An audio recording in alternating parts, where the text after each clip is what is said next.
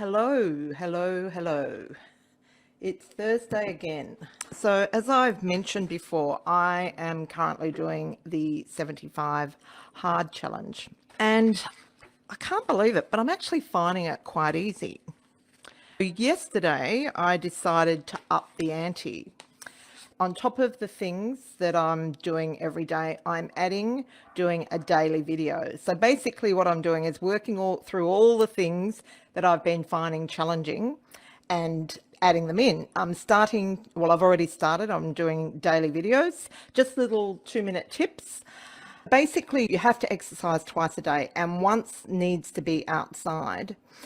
This morning I was going for my walk and it was spitting rain. I was thinking about it. Normally that would be enough for me to think it's not a good day to be walking because it's going to rain, and I would probably not do anything. That didn't even occur to me that I would cancel the walk because I've committed to this no compromise, so I absolutely have to do it. It's really powerful. And if you can take it into other areas of your life, it can really transform your life.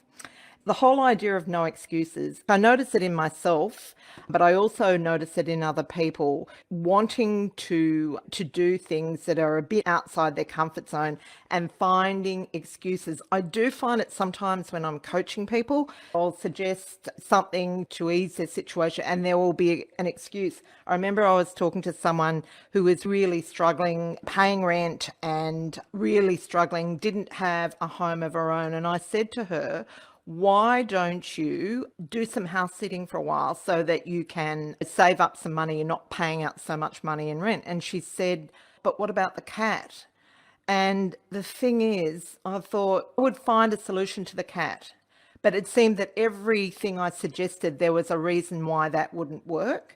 When you are in a situation where you've got to make a massive move from where you are to where you want to be, then you've got to be unreasonable with yourself. So building this muscle is really important. One of the reasons I decided to do it was because I was feeling comfortable, and being comfortable is not a good place to be when you've got places to go and things to do.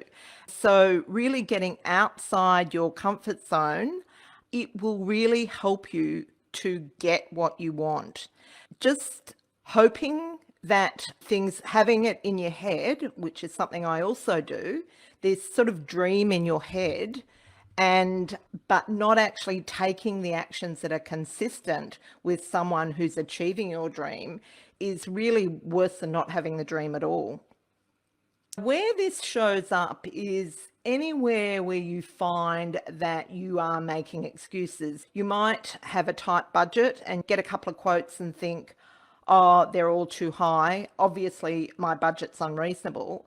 But it's really a matter of going back. Your budget may be unreasonable, but I would not decide that after 1 or 2 quotes. If I'd got 10 quotes and I was still getting the same story, then I'd think, yeah, maybe my budget is not realistic and I need to review it, but not at 2 or 3. So really pushing and going back and working hard at sticking to your budget, because if you don't stick to your budget, you can't make money. Now, that's not a hard and fast rule. Obviously, it's a juggling act. But if you can't deliver a project in a cost-effective way, then you're not going to be able to make a profit, or a decent profit to be able to get what you want.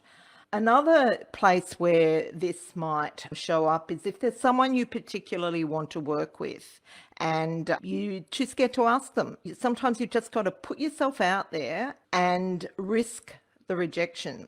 I think we're all pretty hardwired to avoid failure, but I tend to think that failure is not failure. Failure is just a step in the process.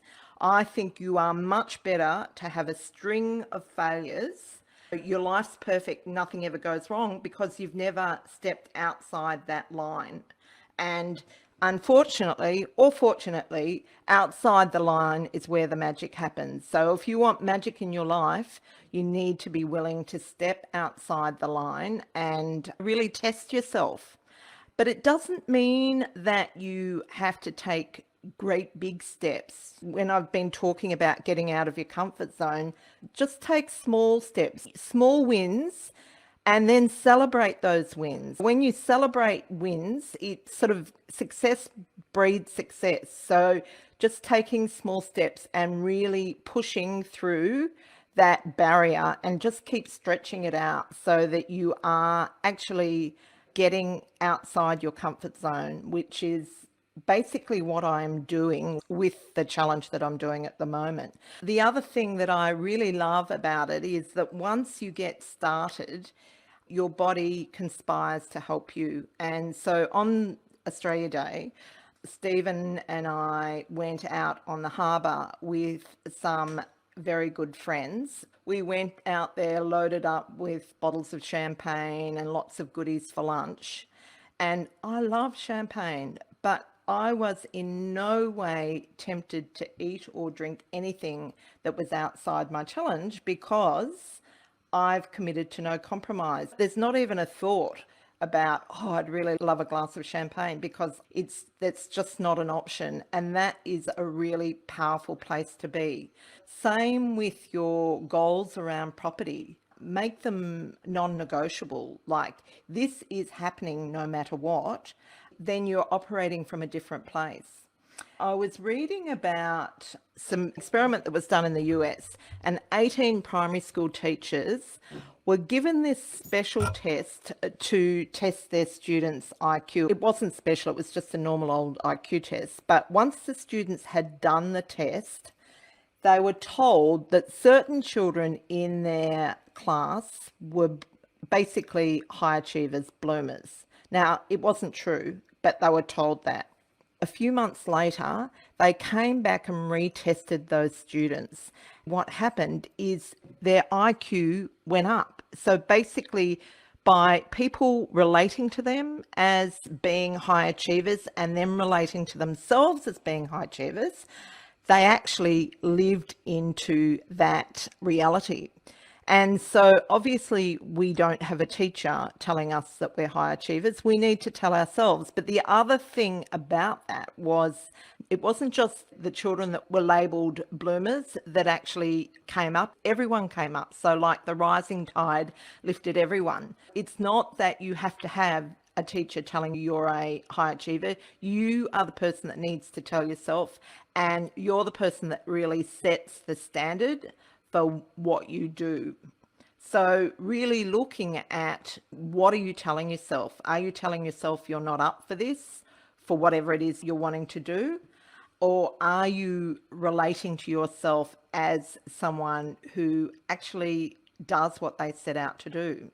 The other thing, which falls into the same category, is waiting for an invitation. In terms of, if you want something in your life, don't wait for someone to say you can have it. You need to just go out there and get it. Like in terms of, if you're looking for a certain type of property and you're not able to find it in the real estate pages, start going out there, start talking to real estate agents. Let a box drop if you have to, but don't wait for it to magically come to you.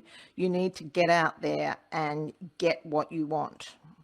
I'd be really interested to hear what you think about this conversation. It's funny, Stephen and I often have a conversation around budget.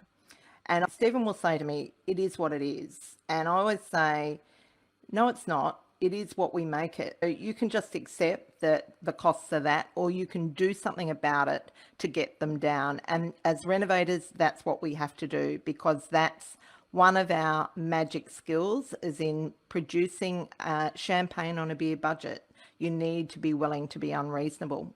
So that's about all I've got to share today. I would be interested in what you think about the no compromise conversation and where you're using that in your life. Please feel free to leave a comment under this recording, and I will enjoy getting into the conversation. Okay, so that's it for today. Take care, and I'll see you same time next week.